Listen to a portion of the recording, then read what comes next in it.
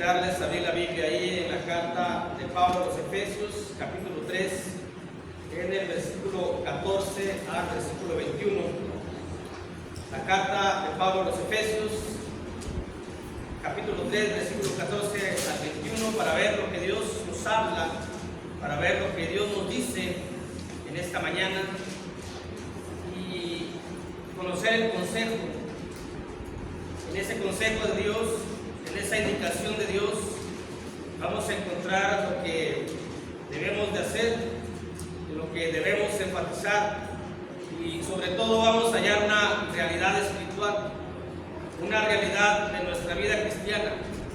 Cómo está nuestro comportamiento, cómo está nuestra obediencia de acuerdo a lo que Dios nos indica. Creo que sabemos que para que una persona tenga incidencia sobre otra, tenga influencia sobre otra persona, no tanto manipulación, sino pero que sí incida en el comportamiento de otra persona, que sí influye en el comportamiento de otra persona, la otra persona tiene que ser inocente, tiene que no tener malicia. Lamentablemente vemos en la vida o conocemos a personas que abusan de otras personas, ya sea esposo, esposa, hijos, padres, y uno dice es que es muy inocente, no se da cuenta de lo que están haciendo. Eso es lamentable porque eso es un abuso en cuanto a influencia, en cuanto a incidencia, que llega a ser una manipulación. Dios incide en nosotros, sí, Dios influye en nosotros, sí, pero nunca nos manipula. Eso es del diablo, eso es del enemigo. Para que Dios, ¿saben lo que significa la palabra incidir? Incidencia, que haya esa influencia en nosotros, como cuando escuchamos los spots publicitarios de los partidos políticos, cuando dicen es que un apoyo social incide en el voto, es decir, tiene que ver con que la persona decida hacer algo. A veces hay personas que son muy poderosas en la forma de hablar, en la forma de sugestionar, que llegan a incidir en el comportamiento de otra persona.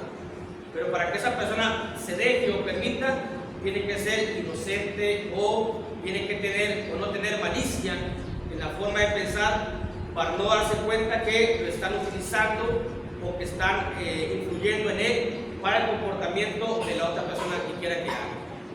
En la vida cristiana, hermanos, en la vida espiritual, quien incide en nosotros, quien influye en nosotros es el bendito Espíritu Santo. Nunca nos manipula, jamás, pero sí incide y sí influye en nosotros, siempre y cuando nosotros permitamos esa influencia del Espíritu Santo en nosotros. Y para que permitamos esa influencia, necesitamos ser inocentes, necesitamos no tener malicia en la forma de pensar, espiritualmente hablando. Dice la Biblia ahí, vamos a titular esta meditación hasta donde lleguemos, el poder del Espíritu Santo.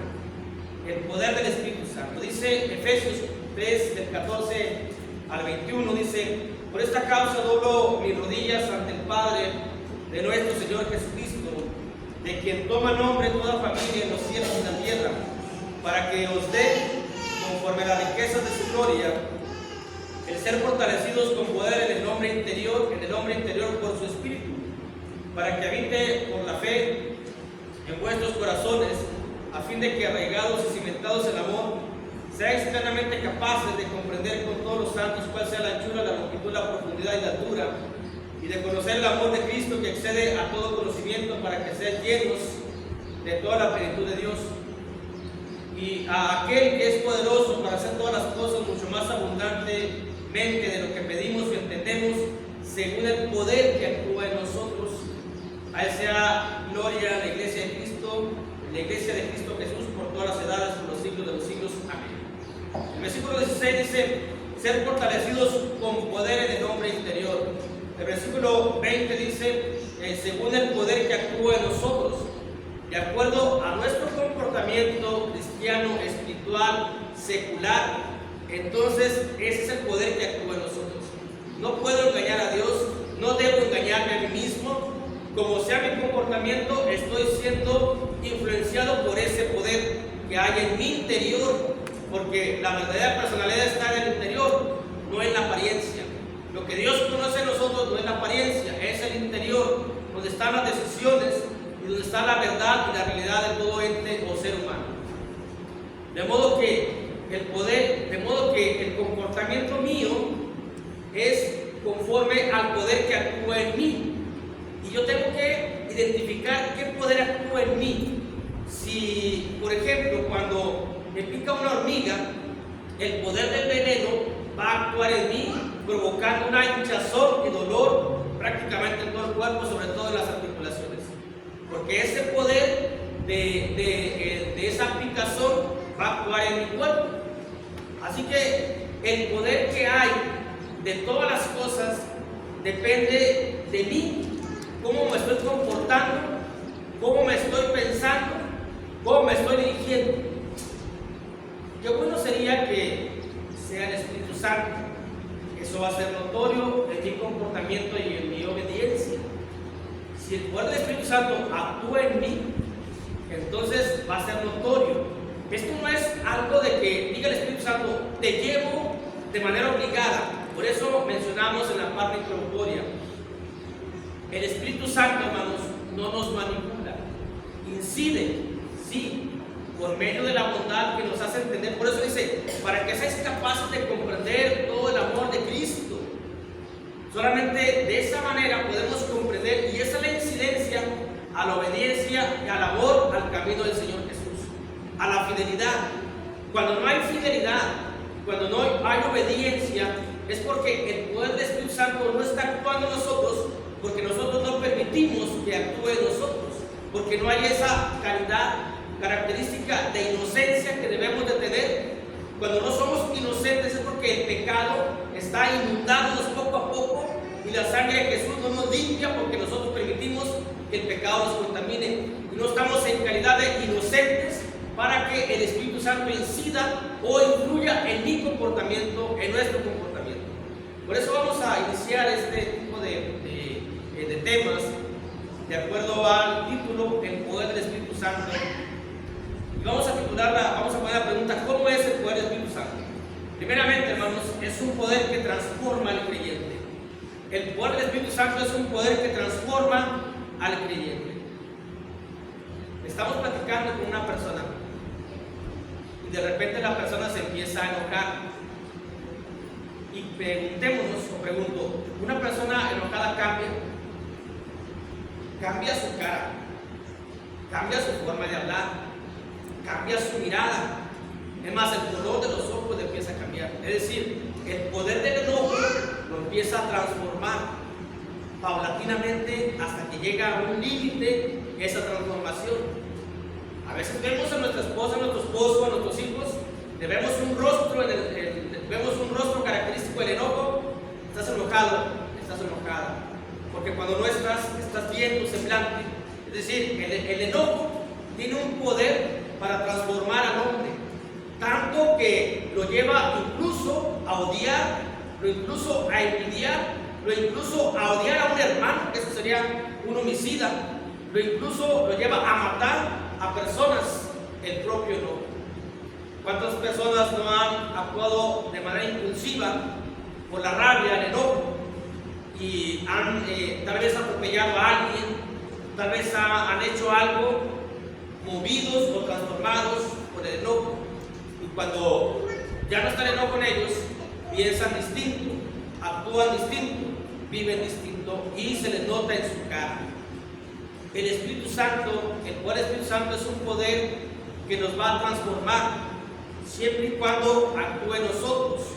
Para que actúe en nosotros tenemos que tener nosotros la calidad de inocentes, es decir, sin pecado, así para que pueda actuar en nosotros y no tener malicia en la forma de pensar nosotros. Vemos cómo la vida misma nos enseña la transformación de las personas. Vemos como una persona orgullosa, cuando es una persona orgullosa, se transforma en una persona prepotente, en una persona altiva, en una persona no humilde. El El dinero cambia a las personas, el dinero transforma a las personas, el dinero transforma en el sentido de que los hace distintos a como eran antes. Si nosotros podemos ver esa transformación que hace el dinero, que hace el orgullo, que hace el enojo, que hace el vino, el alcohol, una persona sobria, una persona en sus 5 sentidos, esto es verdad, en sus 5 sentidos, cómo ve, cómo piensa, cómo actúa. Pero empieza a beber y poco a poco va a cambiar. Poco a poco se va haciendo violento, poco a poco se va haciendo muy risueño, poco a poco se va desviviendo, es decir, se va quitando la vergüenza. No hablaba, yo hice un perico, no le hablaba a las personas que todo el mundo les habla. Empieza a hacer cosas que en sus 5 sentidos no hacía. ¿Por qué? Porque está influenciado por el poder del alcohol. Dice la Biblia, allá en la carta a los Efesios, capítulo 5, versículo 18, la palabra poder podemos entenderla como capacidad, autoridad sobre alguien para influenciar a algo o a alguien. Es decir, el alcohol les da la capacidad, hablando de esto último, para hacer cosas que antes no hacían. Incide en ellos, influye en ellos al grado de manipularlos completamente. El alcohol toma el control de esas personas, son llevadas por los efectos malignos y vergonzosos que es el alcohol. Y cambian, se transforman completamente, son personas distintas, son personas que no conoce uno. ¿Por qué? Porque el propio, el estar bebiendo nos va transformando en la forma de hablar, en la forma de caminar, en la forma de vestir. Llegan a una fiesta muy vestidos, muy fajados, con la corbata bien, y ya cuando con unas copas encima, ya la corbata sin el nudo ya por acá, ya no fajados como antes, ya no bien. ¿Por qué cambian completamente? Los cambia el poder que tiene el alcohol en ellos, y que ya no son las personas que viven y piensan, sino es el alcohol que ya los ha manipulado y ha tomado el control de sus mentes y de sus vidas, de sus manos, de su voz, de su pensamiento y de su mirada. Y lo que antes eran muy recatados en ver, hoy se hacen unas personas que ven a la mujer, que ven al hombre de distinta manera. Ven a la mujer con deseo y ven al hombre con el deseo de pelear y de discutir. ¿Cómo cambia una persona? ¿Cómo lo transforma el alcohol?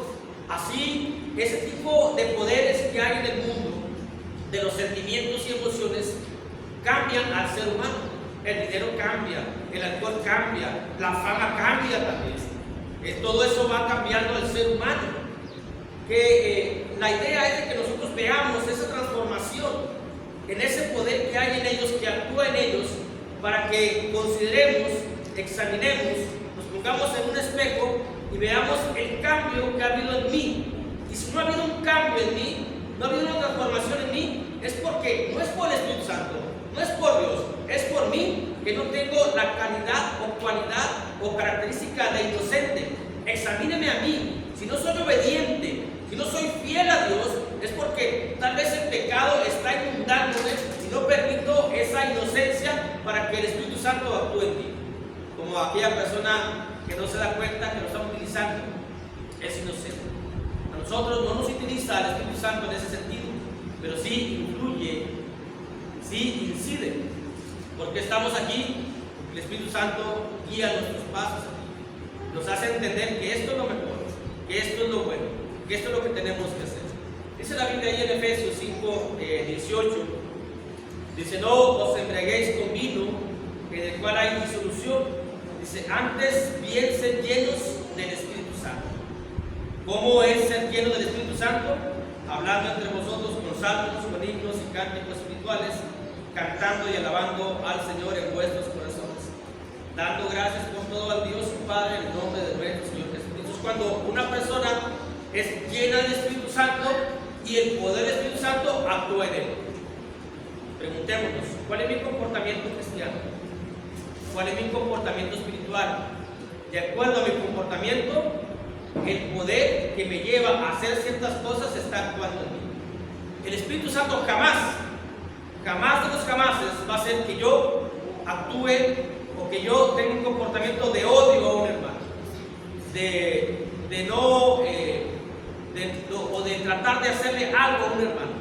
Si en algún momento de mi vida cristiana tengo ese comportamiento, quien está actuando en mí no es el poder del Espíritu Santo, es el poder del enemigo, es el poder del maligno, es el poder de la envidia, es el poder del celo, es el poder del orgullo, es el poder de la no tolerancia.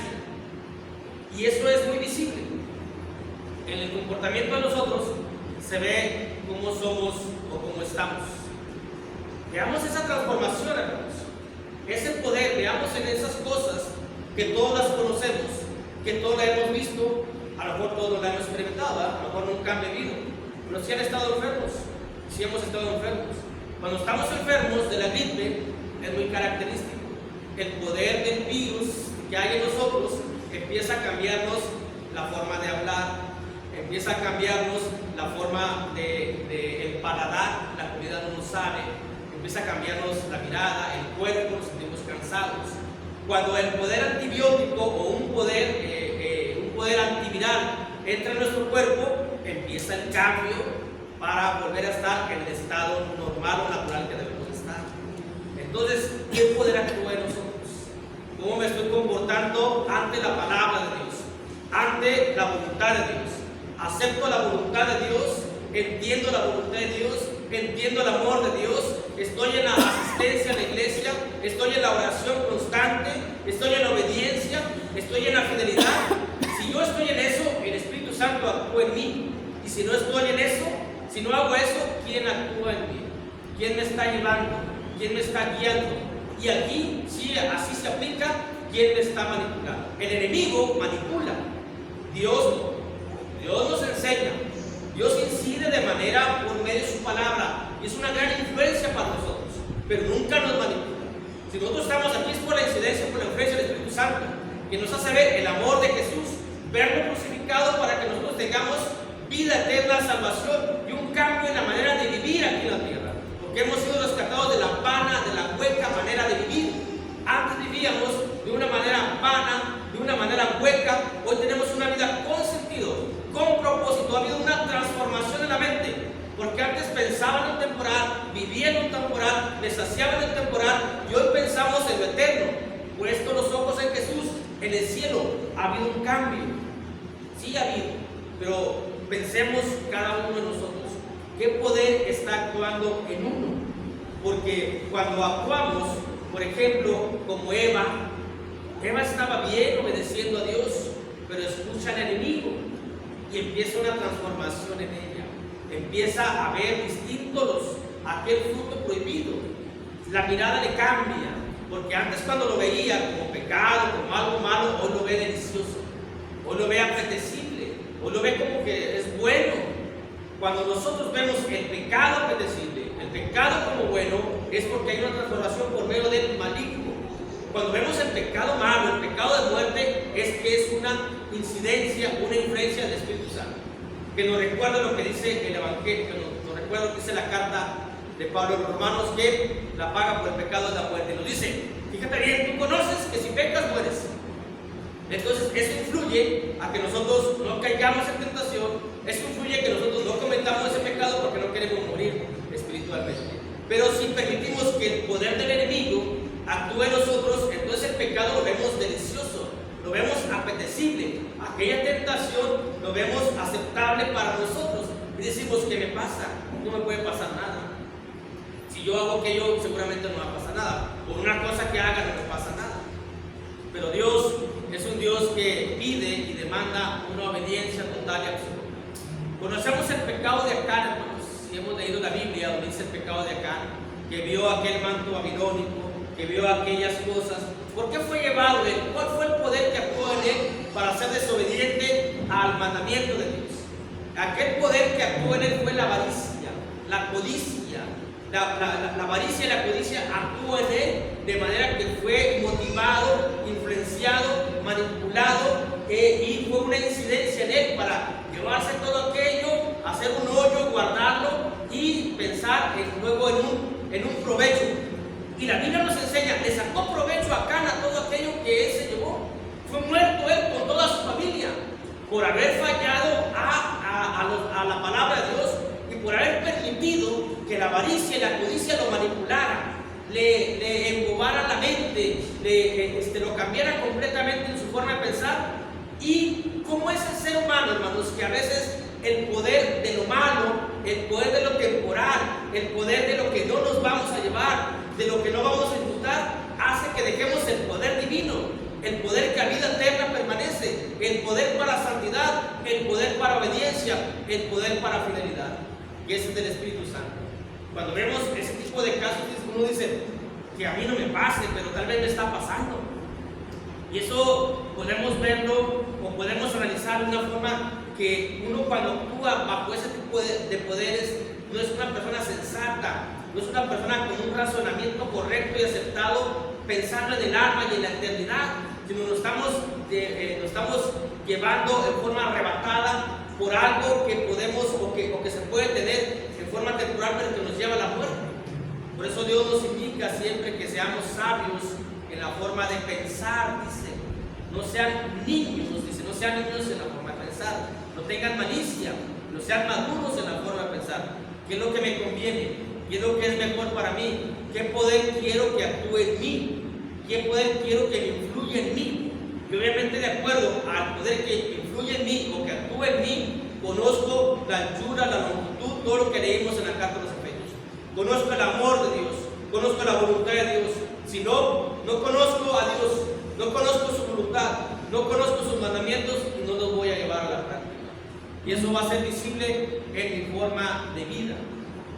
¿Qué poder actúa en Judas para traicionar a Jesús? Obviamente no actúa el Espíritu Santo. Y Judas, que era un apóstol, tenía el Espíritu Santo de una forma distinta como la tenemos nosotros. Porque ellos recibieron el Espíritu Santo con poder. Así que esto no es de una silla, ¿no? Esto no es de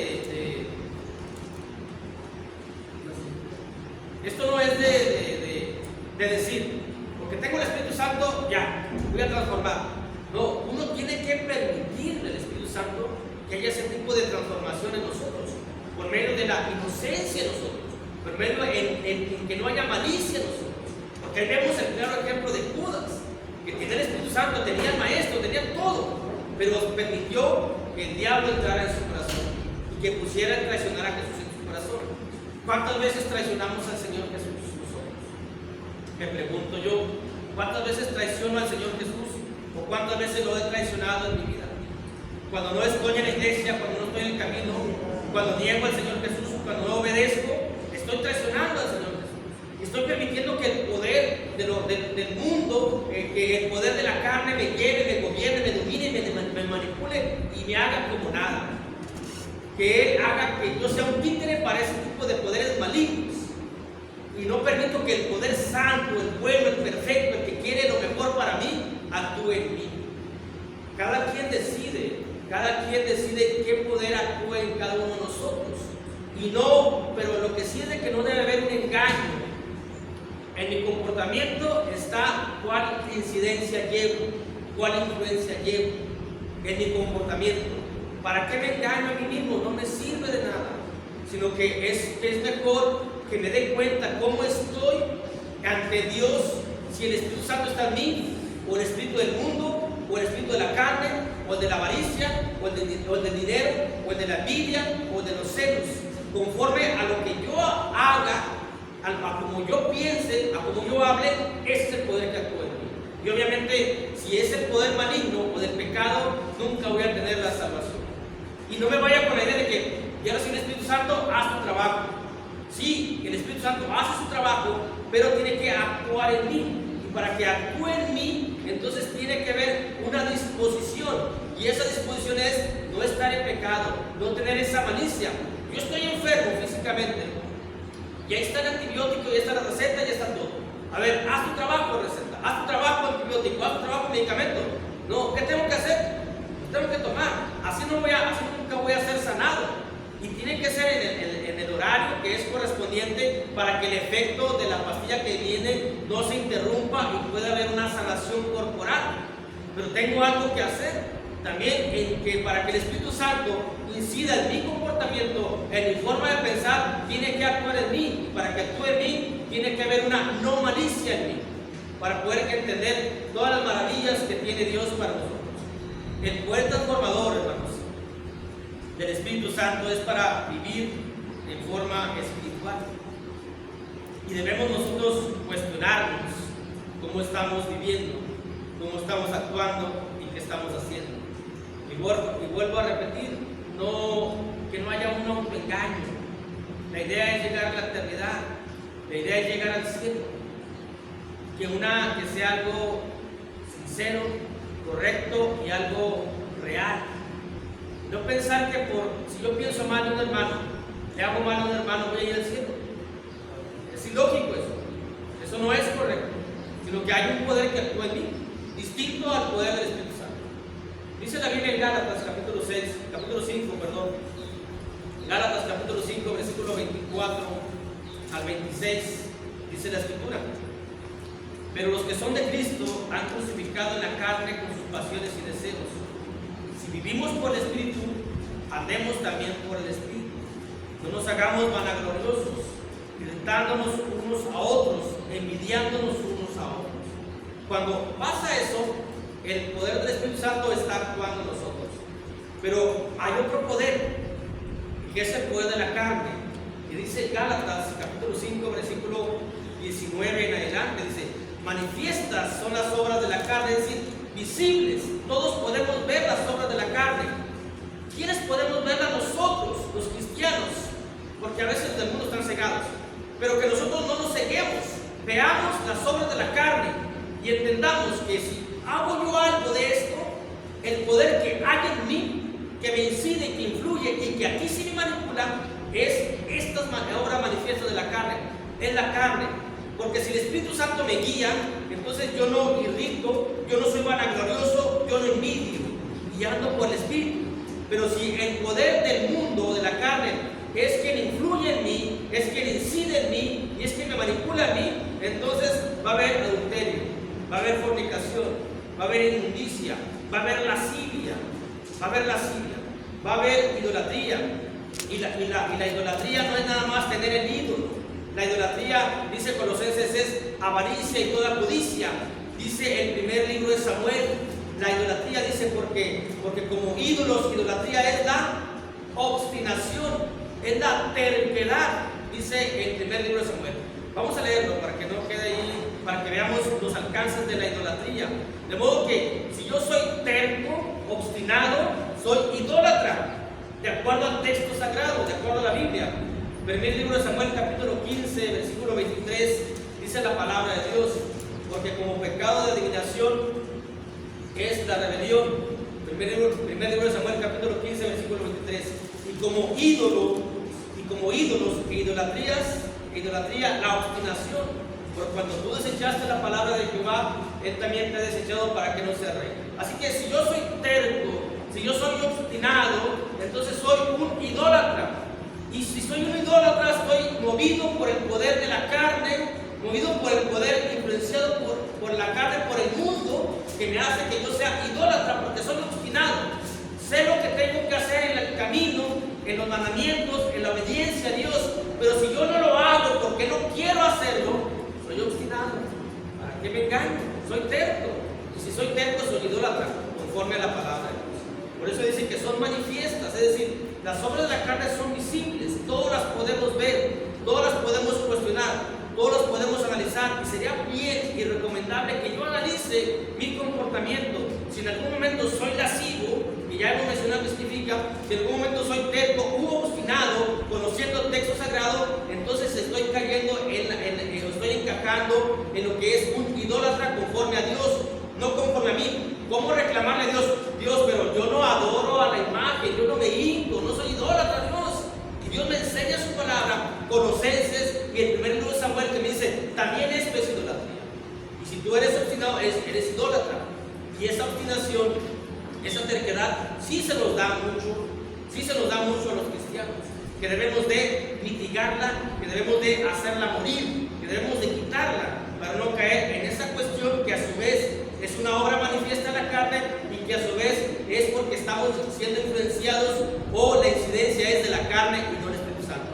El Espíritu Santo nos va a llevar a una unidad, a una mansedumbre, a una obediencia, a una fidelidad. Luego seguimos ahí leyendo adulterio, fornicación, inmundicia, lascivia, idolatría, hechicería, enemistades, pleitos, celos, iras, contiendas, disensiones, herejías. Herejías, el cambio de doctrina, el cambio de enseñanza correcta, de acuerdo a los mandamientos de Dios. Y a veces en las iglesias de Cristo, a veces se llevan mandamientos de hombres. Esa es una herejía. Y estamos siendo influenciados por el pensamiento de un hombre y hacemos una práctica como mandamiento, que esa es una herejía completamente al texto sagrado. Es decir, no corresponde a la correcta enseñanza del Señor Jesús, que también podemos caer en eso. Por eso tenemos que mantenernos a lo que menciona la Escritura. Algo que digamos, hermanos, y que decimos, es que esto no está bien, tiene que estar avalado por la palabra de Dios. Si no, es mandamiento de hombres. Y si es mandamiento de hombres, entonces la incidencia que tenemos, la influencia que tenemos es el poder de aquel hombre que nos enseñó en forma equivocada y no del Espíritu Santo. Porque todo lo que hagamos tiene que estar respaldado por la bendita palabra de Dios. Y luego dice ahí, envidias, homicidios, borracheras, orgías y cosas semejantes a estas, acerca de las cuales os amonesto, como ya os he dicho antes, que los que practican tales cosas no heredarán el reino de Dios. Así que si nosotros en algún momento tenemos un tipo de práctica, estamos siendo llevados por el poder de la carne, no por el poder del Espíritu. Hasta aquí vamos a dejarle por el tiempo, hermanos, pero vamos a seguir analizando este tema de cómo es el poder del Espíritu Santo. Realmente apenas empezamos con lo que es una introducción así, para que nuestra mente se vaya ampliando y que yo salga, ahorita que salimos del edificio, vaya pensando, ¿qué hago? Lo que hago es el poder que hay en mí. Cuando yo estoy activo en la vida cotidiana, cuando voy y vengo, es porque hay mucho poder de azúcar en mi mente, hay mucho poder, hay mucho alimento. Ese poder hace que yo sea muy movido. Cuando estoy todo el día en cama, cuando no tengo ganas de hacer nada, es porque me falta comida, me falta poder para poder hacer las cosas. Entonces pensemos un momento, meditemos hasta este momento. Dios nos invita a meditar qué poder actúa en nosotros. Y de acuerdo, ¿cómo sabemos? De acuerdo a lo que yo haga. De acuerdo a lo que yo haga, ese poder está en mí. Y si no tengo el poder del Espíritu Santo, hay que tenerlo. Hay que limpiarme, hay que purificarme, hay que lavar las manos, hay que levantar las manos, purificarlos para que el Espíritu Santo influya en mí, yo tenga la incidencia del Espíritu Santo para hacer las cosas de acuerdo a Dios. Aquí vamos a continuar con este tema, pero en las próximas partes. Dios los bendiga. Amén.